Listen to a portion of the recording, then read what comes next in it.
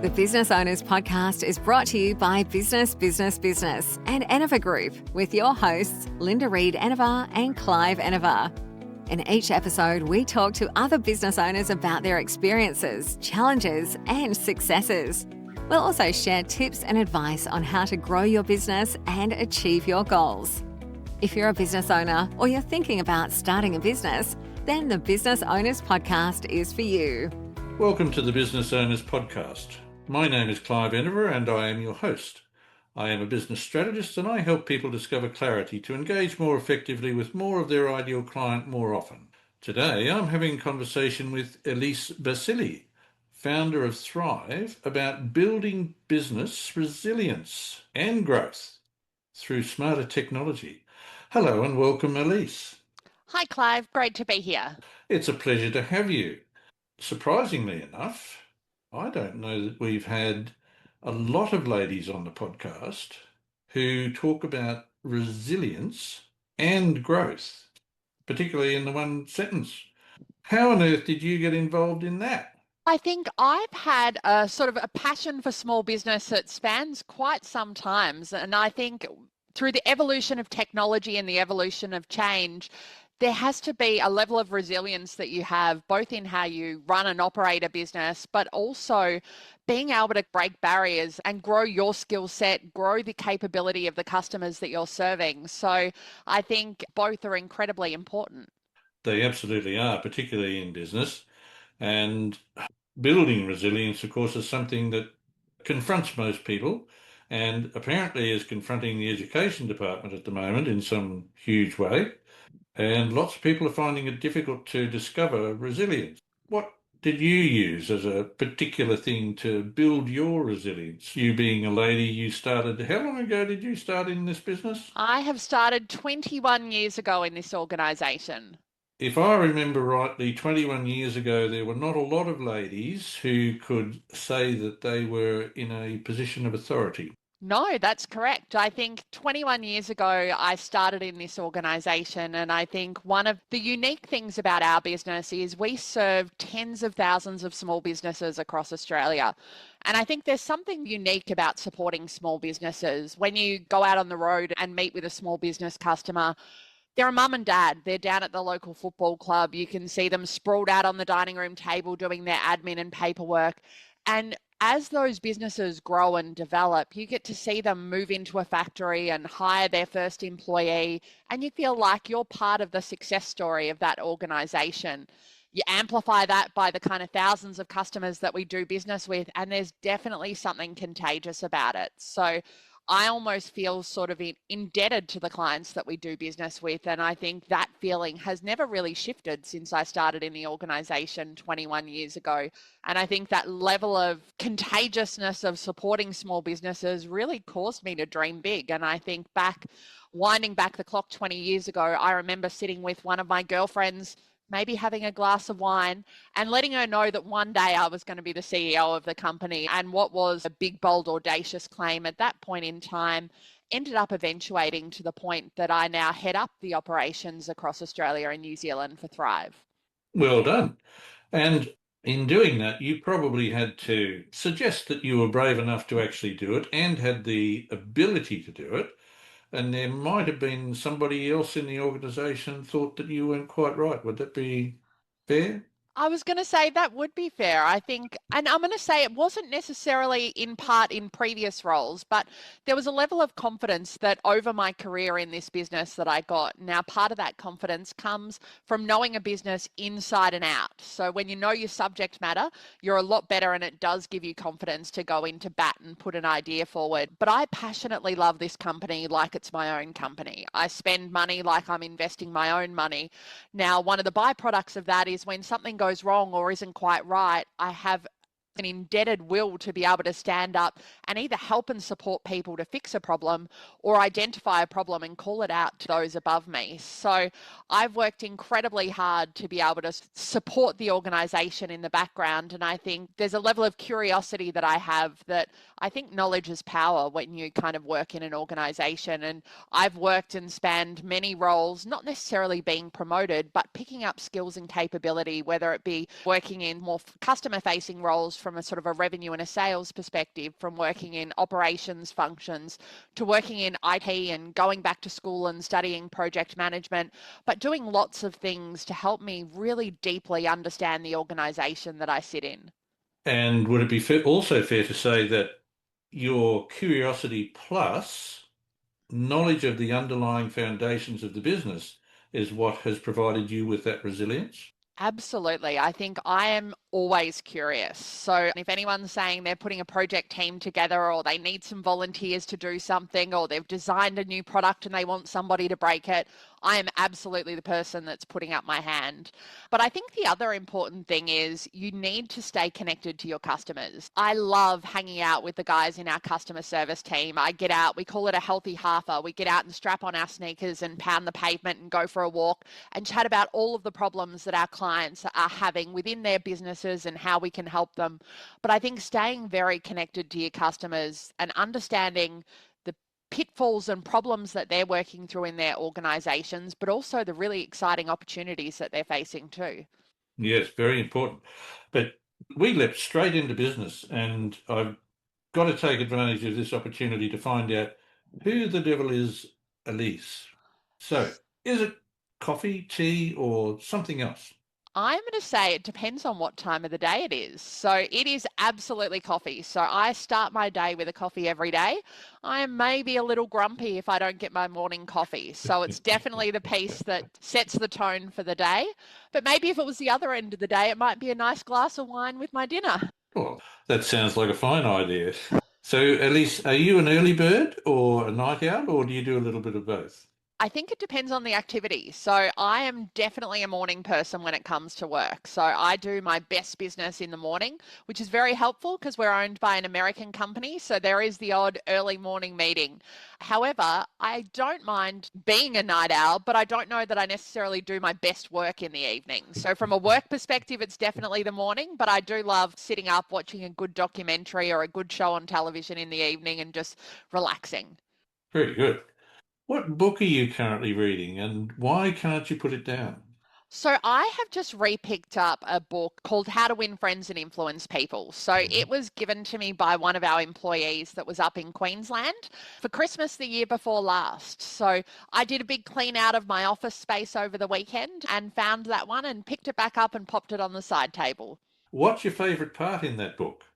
So I think one of the pieces for me, I think there's lots of really good tales in that book to really help and support you. And I think especially from a business perspective, because I think being in business, being able to build and foster relationships with people, being able to use that influence in a really positive sense, because I think sometimes a lot of people have really great ideas and really good intentions, but having that courage and confidence to be able to step up and advocate for something is really important. And I think being able to influence the agenda of whether it's in sort of a corporate or business sense or whether it's at home with sort of family and friends and being able to set the right tone and set the right influence, I think is really important and a good, healthy lesson to learn as well. Couldn't agree more. Communication is what gets us wherever we are. So if we can learn to communicate a little better, we can generally find ourselves in better positions. I absolutely agree with you. And I think it resonates no matter what age you are or what career you're working in. I think having that ability to communicate with people from a whole range of spheres is really important. What word, Elise, would you use to describe your journey so far? I think we mentioned it a little bit earlier, but I'd definitely say curious. So for me, I'm going to say I get itchy feet with the status quo. So if I'm working in a role and I know it inside and out, I can be absolutely nailing it and being incredibly successful. But I have an innate level of curiosity that really does fill my cup. And so for me, it's something that I really do encourage people that if you want to learn more and you want to grow your skill set, go and be curious and explore the organization. If you've got a desire to go and find out the technical workings in the back end of how a product works, go and spend time with the product team, go and chat to our engineers and go and understand those things. It doesn't necessarily mean that you're going to put your hand up and go and get a job in engineering tomorrow, But I think being curious about the organization that you sit in, about different functions and different roles and different parts of the business, even just that level of curiosity spans beyond the role that you work in. It creates a level of curiosity when you're out seeing small businesses and partnering with them, that you become innately curious about their business and really invested in wanting to help and support them. And do you find that the people who take up that offer to check out different areas to learn more are more resilient? I definitely think they are. There's a level of resilience comes from it because it gives you confidence. So I think as you build and foster those relationships, as you build your kind of knowledge base, it definitely does build the level of resilience that you have, because I think it creates a platform and an opportunity for you to go and ask questions and be curious and put your hand up for things. And the worst someone's going to say is no. I think just keep being that agitator, and it definitely does pay dividends in the long run. Are we falling down to the squeaky wheel getting the oil? We definitely are. So, of all the new things that are coming out all of the time, the one I hear most about recently is this thing called AI. What difference do you think that will make to business in the near, mid, and longer term? I'm going to say I probably don't sit to the extremities of sitting there thinking in the not too distant future, we're not going to necessarily see a bunch of sort of robots walking down the street and see all of those things. But at the moment, I think the really competitive advantage for a lot of small businesses is they're outsmarted sometimes by those large corporate customers, or large corporate businesses, I should say. Those large corporate businesses have got marketing teams, they've got legal teams, they're able to use tools and tech to be able to communicate with customers, they're accessible 24/7, they've probably got contact centers that are answering those calls. For those small businesses, it's a really hard one to keep up with because they're out on the tools during the day. The builder is building the house, he's not responding to emails wanting to get a quote or an update on sort of the progress of a purchase order. And so for a lot of small business owners, it has been really challenging. With the evolution of where AI is at the moment, a lot of small business owners now have a really competitive advantage to play ball with some of those bigger players. There's great tools and tech out there that can help them solve problems in their business. And really the one that I always start with is, what is that one thing that's keeping you awake at 3 o'clock in the morning as a small business owner? And let's use tech to solve that problem. So I think there is a great way to be able to do it. And if it's cash flow, if it's appointments, if it's that you're having a huge volume of customers cancel appointments on you or no show on you, if it's that you're spending hours and hours on the dining room table doing paperwork at the end of the day rather than heading down to the kids' footy game, start there and use tech to solve that problem. So I think for a lot of small business owners, it's daunting because they're not experts at tech. So for them, it can be a little overwhelming, but I think start and solve those big hitting problems first. They're the ones we usually shy away from, aren't they, Elise? They The big ones? definitely are. So I think people always think the problem's too big to solve. But I think with where tech is at the moment, there is absolutely other businesses out there that have got that exact same problem, and there is going to be a really great solution. And I think for a lot of people, it's bringing that extra cash flow in isn't necessarily to build the business up to be a sort of a large corporate company. For a lot of those people, it's being able to send their kids to private school. It's being able to go on that overseas holiday with the family. And so use it to be able to enable some of those things, because it is amazing what you can achieve. And I think there are people out there that can support lots of small businesses. So don't be afraid to ask for help.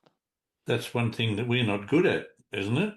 Humans? Humans are not good at. I think we always want to pretend that we know everything and we're the expert and we've got this covered. But I think people understand that you don't know everything. And I think there are lots of opportunities out there for people to be a little more humble and put their hand up and say, you know what, I am an expert at yoga and I run an amazing yoga class, but I am terrible at scheduling and quoting and invoicing and all of these other things. Use some of that tech so that you can spend more time doing what you love in the yoga studio rather than worrying about everything else. In your journey, Elise, were there any defining moments? And was there anybody that stood up as a mentor or helper of some sort whose advice you were able to take and move yourself forward? Yeah, there definitely was. So I think the moment that I started in census back in the day, I was a mum. I had a 1-year-old child. I'd been made redundant from a previous role I had, and I took a role, very excited, wanted to change industries, had worked in the higher education sector, which I felt was a little bit slower at making decisions, and I wanted to do something at that point in time. I thought for a year or two that was a little more fast paced, dynamic, a little more exciting. And so I applied for the role at Census. I was in that role a mere matter of months. And I think one of the very first leaders that I worked with was really the one who sparked that initial curiosity with me. I remember sitting down with him one day and he said, "What are you doing with your life? You've been to university, you've got a really great CV, and for the minute you were standing near the photocopier all day, scanning in carbonated paper. He said, what do you want to do when you grow up?" And for me, it was a really interesting question to pose because at that point in time, I didn't know what I wanted to do when I grew up.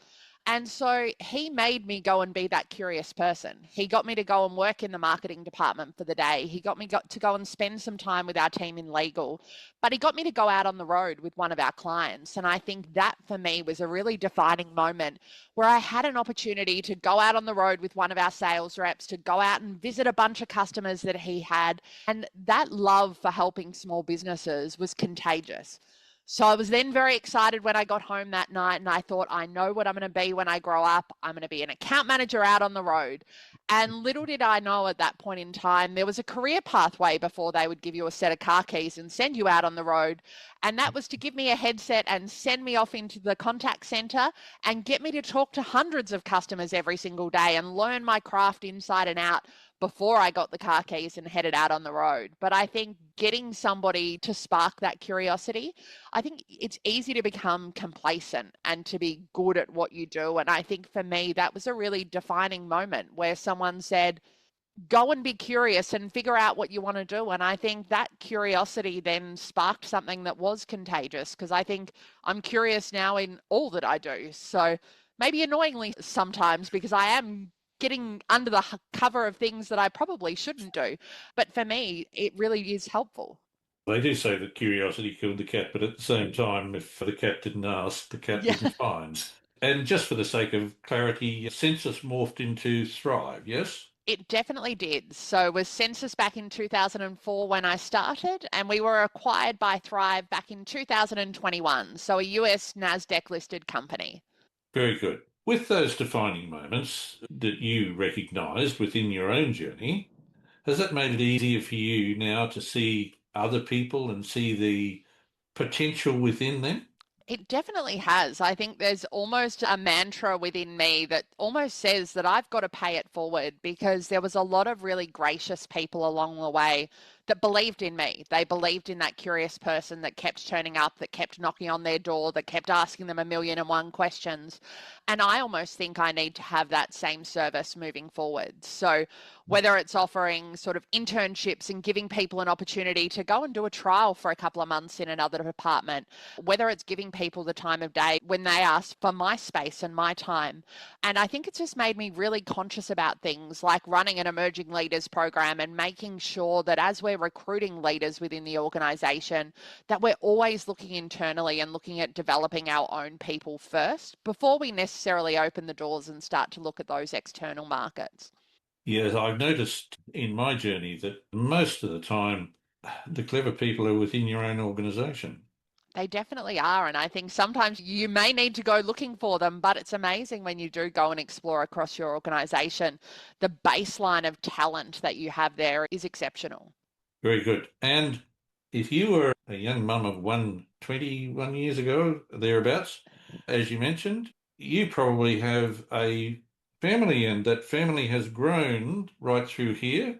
Tell us about the family and how you manage business life balance. Yeah, so I think it's a really important one. So I am a married mum. My husband Jason works in the construction industry, and I've got a 21-year-old son who's currently studying sports science at university, and a 17-year-old son who started back doing year 12 yesterday.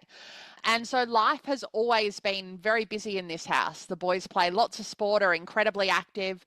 And I think one of the sort of initial, almost I'm going to say guilty moments was that I was forever that mum that was the first person that was dropping their kids off before school care in the morning. And I was picking them up from after school care. And there was probably only a couple of kids there when I was picking them up. And I think in the beginning, I was always a little bit guilty around the fact that I missed some of those moments, or maybe I forgot that it was special lunch day and sent them to school with their wrong house colours on. But I think over my journey, I think the learning lessons that it's taught my children is that things in life don't come easy and that you do genuinely need to work hard for what you want to achieve in life. And I think as young adults now, the boys definitely haven't missed out on anything in life with me pursuing my career at the same time. But it definitely does take a village. And I've had great support from my mum and my mother-in-law when the kids were younger with helping and supporting with the boys. But I think as a sort of working full-time mum now, I think it does set a really good example that you can be anything you want to be in life and set your dreams and goals really big, bold and audacious and chase them down. And I imagine your lads are quite resilient. I think they are fairly resilient, which is great. And I think you want to create strong, independent people. So I think having that level of resilience is really good.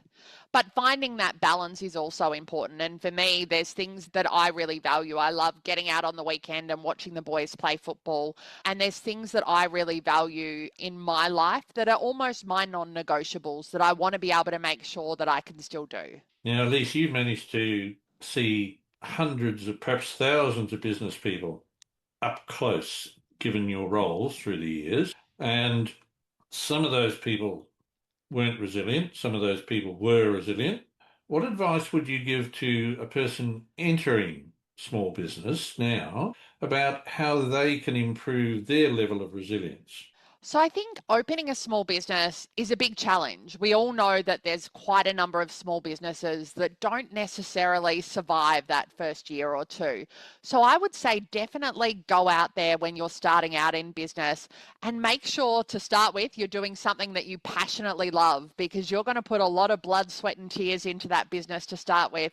And if you are doing something that you are not passionate about, it is absolutely going to show. So I think definitely start with where you have a passion and a desire.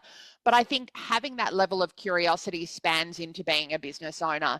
There are lots of small businesses out there who are happy to share their stories. You can walk down to the local coffee shop and have a chat with the owner of the coffee shop around how he started his business and what some of the biggest hurdles that he faced. For a lot of businesses, it is how to market their business, how to get customers, what tools to use. There are so many different avenues. And I think a lot of people are masters of their craft. They love gardening, they love being outdoors, or they love yoga and they're starting a yoga studio. But there's a lot that sits around the peripheral of that isn't necessarily their bench strength. And my advice to anyone is don't do it alone. Go and talk to people. Knowledge is power. There's lots of information out there.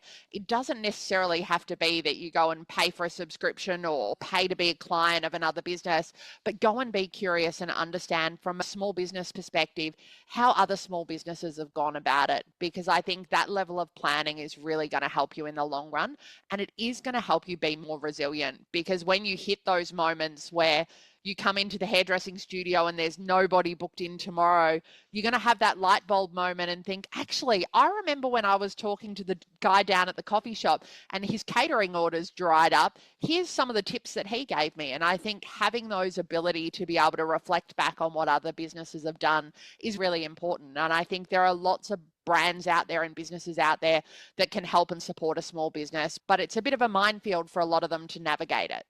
Yes, and lots of folks are too frightened to ask, which of course is, we come back to curiosity killed the cat. And the sad thing is that if you don't ask for help and you don't put your hand up, you are going to become one of those statistics. So you don't want things to go pear-shaped because you weren't brave enough to ask for help. Yes, and once you've asked once, it's easy to ask a second time. So get over it, ask the first time. Correct. Elise, how would you like to change the situation so that the future is brighter for people coming in? So I think as a leader in an organization, I like to think that I'm incredibly accessible. So I don't have hierarchies. I don't have an assistant that manages my diary. I have an open door policy that if you want to come and ask me a question and sit down with me, you absolutely have the platform to. I think it's really important as leaders for us to go and walk in the shoes that we expect our people to. So I will jump on the phones in customer service sometimes. Now, granted, at times I may need a wingman sitting next to me because my systems ability may not be at the rate it was when I was taking those calls all day, every day. But sit there and talk to your customers, get curious, answer the phones. The credibility that gets from the people within the organization, the credibility it gets from the clients that you're talking to on the phone when they find out who's answered the phone. I think it creates an organization where people feel and creates a culture of inclusiveness, and we are all in it together, and it creates an environment where people feel that when things aren't quite right, that they've got the confidence to step up and ask. Which brings us back to resilience. It definitely does. Elise, I've had a fantastic time having a chat with you. Thank you for joining us. But before I let you go, where can our listeners find you? Yeah, so if anyone would like to find more information, so from a corporate perspective, jump onto Thryv, thryv.com.au. But personally, I am accessible. So if anyone did have any questions and wanted to jump on LinkedIn and send me off a message, I am absolutely available to answer any questions that people might have. I think over my journey, people have been gracious and have helped me, and I definitely put that same sort of opportunity forward for anyone. That's absolutely fantastic, Elise. Thank you. To our listeners, thanks for joining us on the Business Owners Podcast, and be sure to join us for our next episode. And of course, check out the back catalogue because each one has gems of wisdom within it. Thank you, Elise. I've enjoyed our chat. I've enjoyed it as well. Thank you very much for having me. Thanks for listening to the Business Owners Podcast. We encourage you to connect with us on social media and join our community of business owners at businessbusinessbusiness.com.au.